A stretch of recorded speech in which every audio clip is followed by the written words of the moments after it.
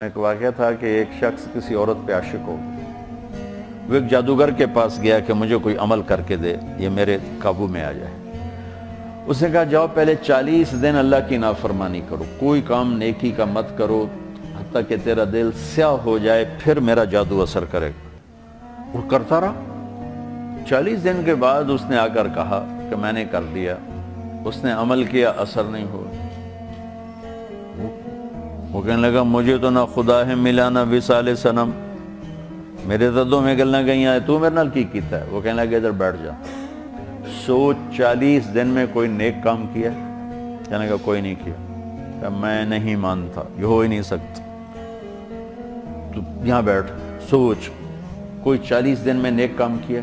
وہ سوچتے سوچتے سوچتے کہنے لگا اور تو کچھ بھی یاد نہیں، جا رہا تھا راستے میں پتھر پڑا تھا، میں نے ایک طرف کر دیا کسی کو ٹھوکر نہ لگی۔ تو جادوگر کی ہائے نکلی کہ لعنت ہے تجھ پر کہ تو ایسے کریم رب کا نافرمان ہونا چاہتا ہے جس نے ایک چھوٹی سی نیکی پر تیرے ایمان کو سلامت رکھا۔ کہ میرا جادو چلتا ہی اس وقت ہے جب ایمان رخصت ہو جائے، تو توبہ کر اور میں کلمہ پڑھتا ہوں۔